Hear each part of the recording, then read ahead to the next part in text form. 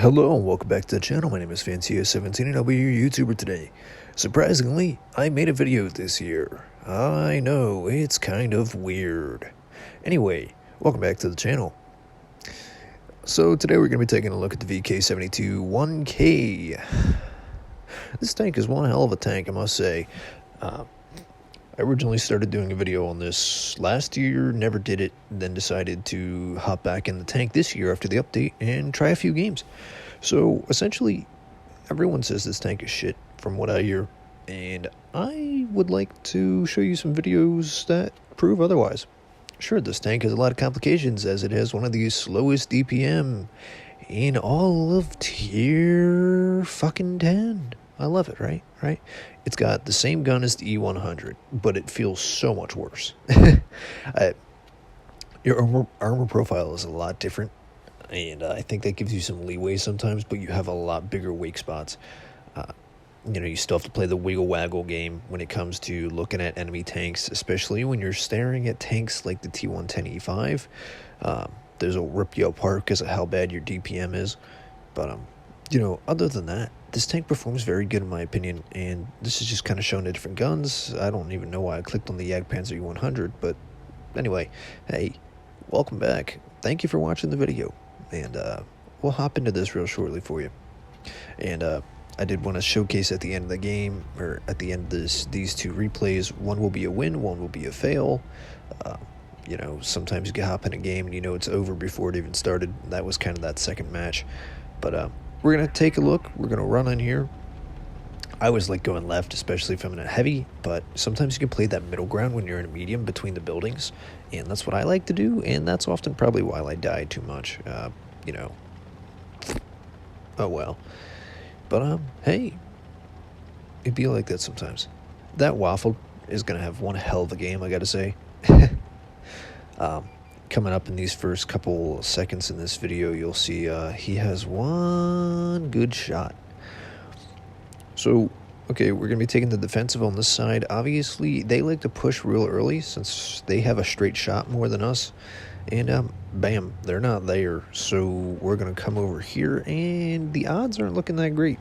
We got a Progetto, we got a T57 Heavy, and we have an IS-4, which is not a great combo. Wabam. Deleted. This guy had such a bad game. I think it was like 30 seconds between the time he loaded in and the time he got here. It's just like, yikes. Anyway, so I'm trying to take this really easy because I don't want to show my lower plate. You have a very thin bar between that and your lower plate and your upper plate, which is the pinnable spot on this tank. But you also have your sides of your tank. There's little humps on the side there, like on the side here. And also, the side of your turret mainland, people can pen that, and it's just like, bruh. But, we're sitting here, we're like, all right, we got this 50 TP here with us, and here's something that I like to do, except I fucked it up. If you can't pen them, and you have this big caliber of a gun, you can just use HE, and maybe tink off a little spot, but you want to hit, like, either under their tank, or like right on the just softer sides of the tank. That way your splash damage does a little more, because if you're hitting the top of the turret like I did, you're not going to be doing anything, but it can be a nuisance. However, if you do that with this long of a reload and you're exposed, they know they can push you because you have a 16-second reload, and that's kind of where the pros and cons of this tank come in. And this match is pretty fun. Sometimes you'll have games where your dispersion literally sucks, and you'll just smack the ground like it did there when you rush a shot. And then the next, which I'll actually show a little clip right now.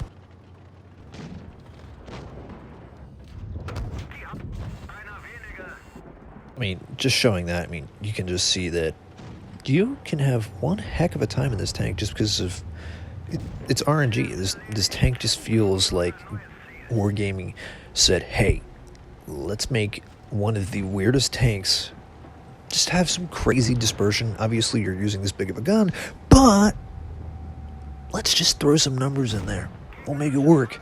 And that's essentially what I think of this tank. It feels like a hodgepodge of 3 different tanks trying to be something else, and it's interesting to say the least. Just looking at the scoreboard here, I mean, since you have such a high health gun, you're going to be, if you're playing with any part of your brain, you're going to have a pretty decent damage game.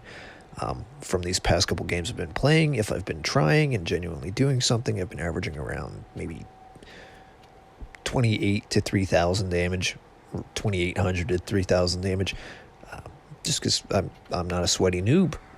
I just play to have fun, and that's why I haven't been doing a whole lot of content. I am actually coming up on medical leave from work shortly because I'm going out for surgery tomorrow, so I wanted to get this video out today if possible. And I just wanted to, say, hey, this is where I've been. This is what I've been doing. And, yeah. So this guy's asking about the FV. Obviously, this is a video about the VK. And this video I was talking about, that this is the loss. You can tell the game's over as soon as it starts. We're all coming out left side like this normally, as it would be, even though we're a little brain dead. But we're at a disadvantage. One, we don't have a medium tank like they do. And two, we have me, a very low DPM, high damage tank, and then you have your your 50 TP over there, and you have a T57 heavy. So obviously they can do some good damage, but your T57's a clip tank, and I have a fucking long reload, so he has a long reload too. But we also have our 60 TP there. Honestly, when I like to look at the 60 TP, maybe I might do a video on that. If you tell me in the comments down below what tank you'd like to see next, it's a nice tank. I just think it has some instant downsides. There's another instance of your dispersion being a literal god for some reason, and you just get that snapshot off. And this is where I wish that I played a tank more like a heavium, like the WZ-113. I love that tank, and just because I like getting a lot of damage out as fast as possible, and when you're playing these kinds of tanks, it really limits what you can do.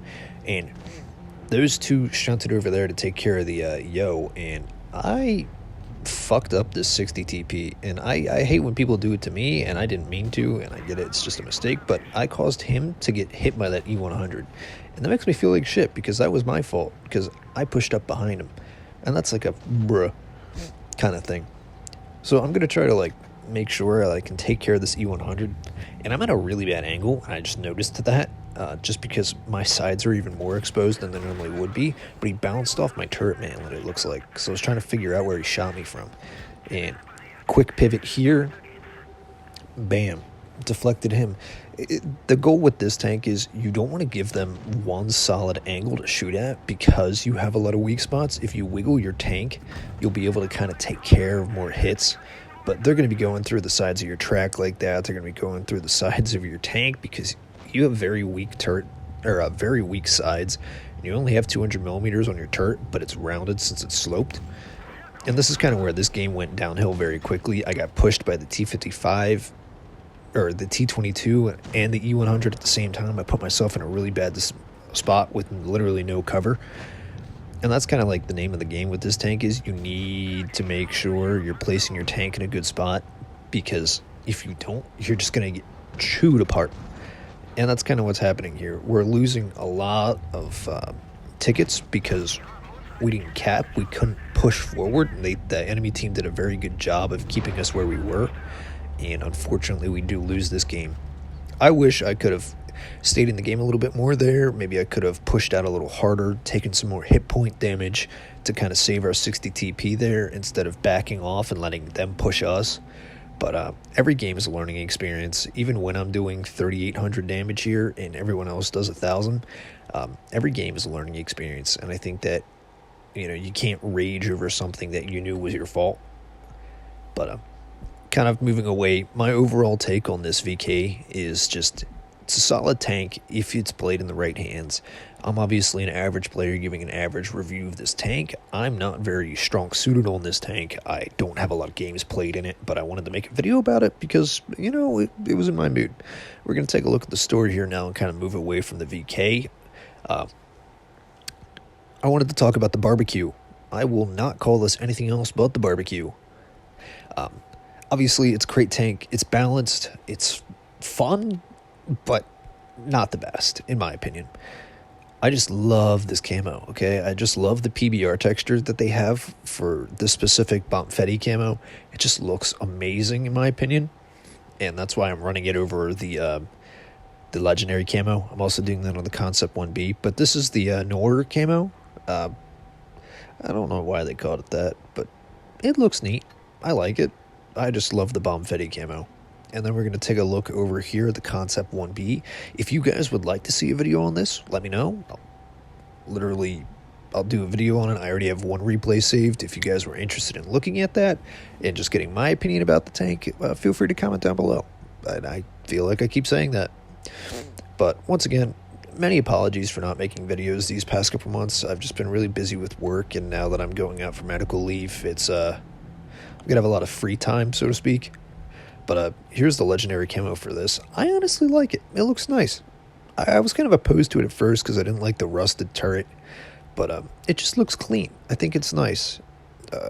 I've just been running the Hunter's marks on it. But other than that, it's really just a clean tank. I think it needs revisited by Wargaming just because it's one of the older tanks. And I think it's worthy of some buffs and maybe some improvements. It has good mobility, but it feels like it's lacking something, and I don't know if anyone else feels that way about this tank, but I think he could use some work. But I like it. I really do. I think it's important that we spotlight some of these older tanks in the games, maybe say, hey, you can only talk about the T110E4 so many times before they just not do anything about it. I mean, they're not giving it the same equipment as the T110E3 and so forth. Like they revisited the T57 and the T110E5, and they made it smaller, and they fixed the VF183's armor profile, gave it more armor, made it smaller, give it a bigger turret for some fucking reason. And there's a lot of tanks that need revisited, and I really think the VK is one of them here. The grind to get to it, people may ask, is like, hey, what's it feel like? It's not that bad, seriously. I mean, you go through the Tiger 1P, and then you just keep moving.